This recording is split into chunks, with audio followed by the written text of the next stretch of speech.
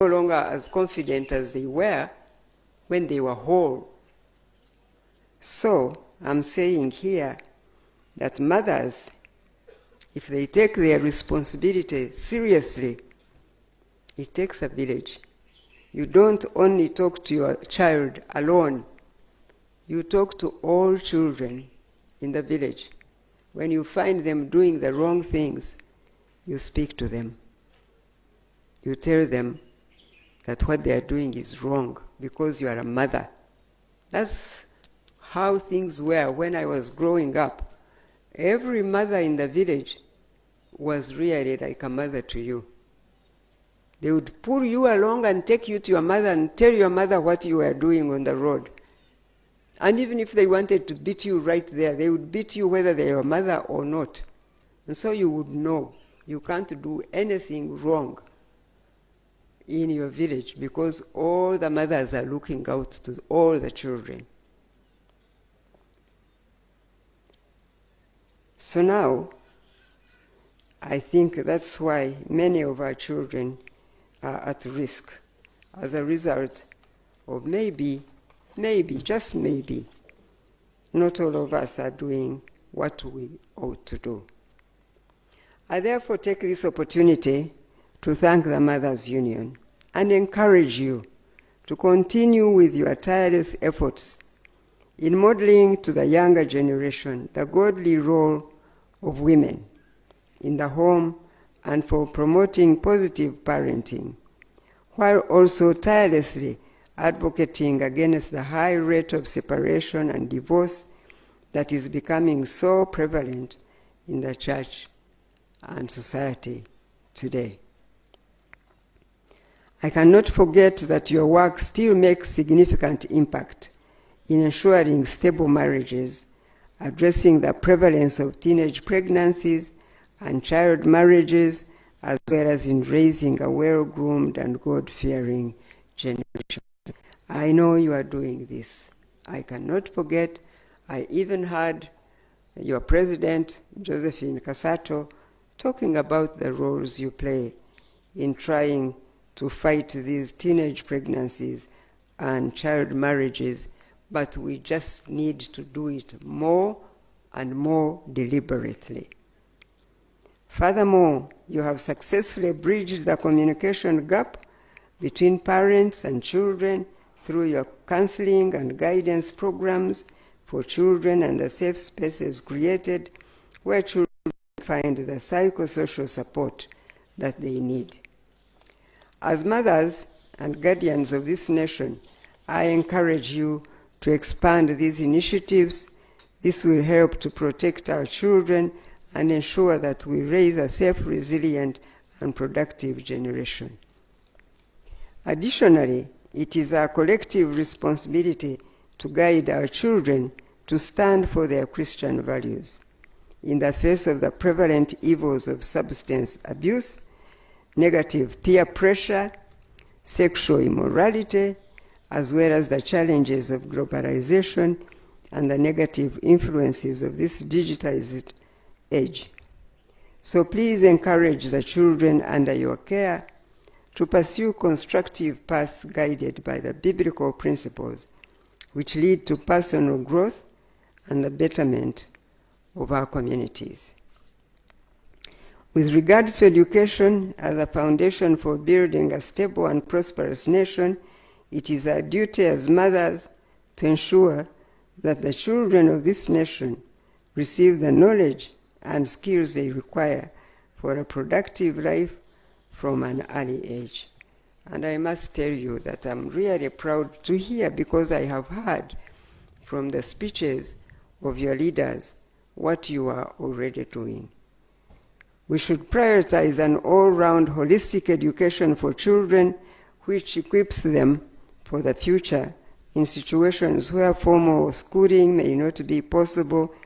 We must consider alternative pathways such as technical or vocational institutes where children can acquire practical skills that empower them to generate income so as to lead sustainable lives. Furthermore, as parents and guardians, we must remain actively involved in the lives of our children while they are in school. Education is a shared responsibility, and we cannot leave it entirely to the teachers alone. Now, you remember during the COVID-19, you remember how we got more of our girls become pregnant while they were at home. And there was an outcry in the country that government opened schools, the children are getting pregnant. But you would wonder, why are children getting pregnant when they are at home with their parents? So we must remember that education is a shared responsibility. A ministry or government must do their work, but the family must also do their work. It is imperative that we keep being informed about our children's health and well-being, ensure that they are well nourished, and that together we provide them with the support and resources required for them to succeed at school and life in general. Now, talking about life in general, I can't fail to use this opportunity to also talk about menstrual hygiene. I must remind you that our girls need you as mothers to provide for menstrual monthly towels or pads. Because mothers who had no formal education, mothers like my mother, who never went to even primary one, she had no education at all. She learned to read from church, to read her Bible and pray. But she brought up a family that knew God, and also she fulfilled her responsibilities as a mother. I can assure you that she knew that it was her responsibility about the monthly towels or pads.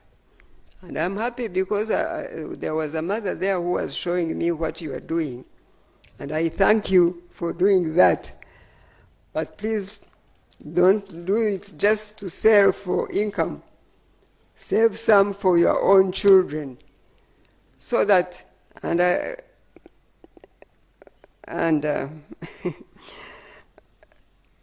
think that for girls to drop out of school, you know, some girls drop out of school because they can't access menstrual pads, because they say they will stay at home for as long as they are in the monthly period. When it's done, they go back to school. But how much time do they lose like that? And why? Why should your child really have to get out of school because you can't provide their menstrual requirements? Please, just know, you can save that money. You can grow tomatoes, you can grow beans, and sell them, and save some money, and buy the child some menstrual requirements that she needs to be at school. She'll never forget it.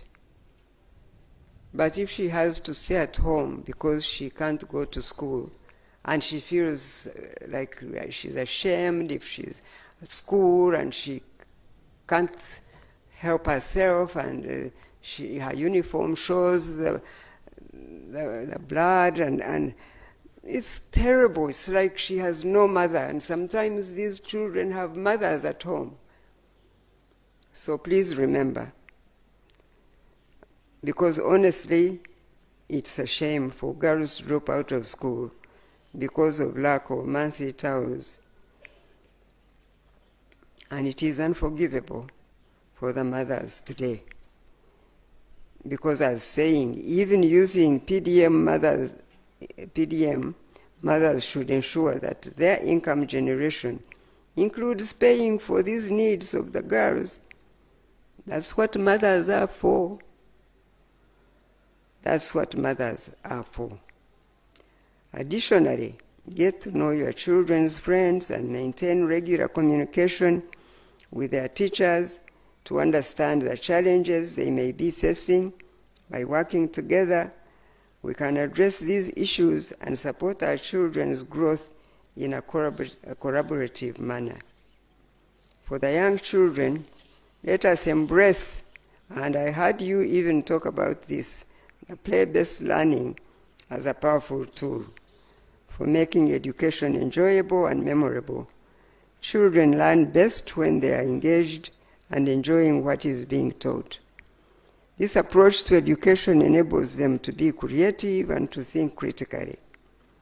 Play-based learning also supports their mental health, helping them to develop holistically in an enjoyable and stress-free environment.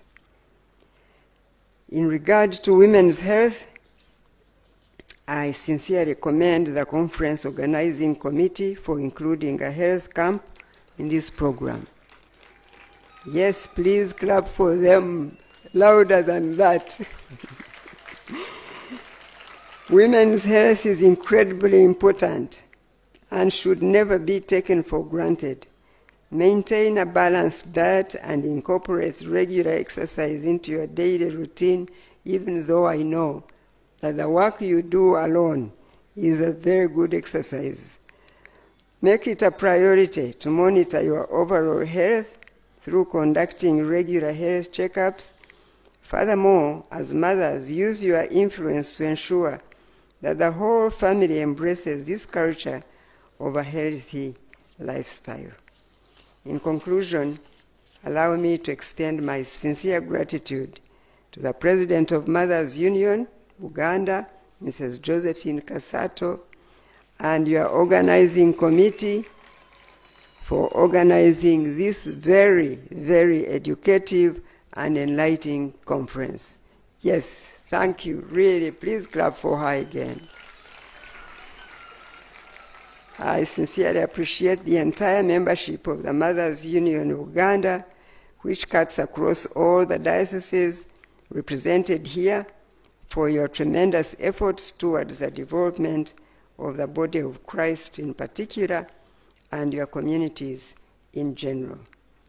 May God bless you and guide you as you continue to transform this nation.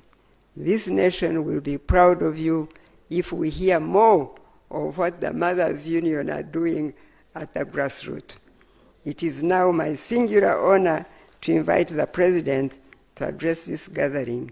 I thank you so much for listening to me.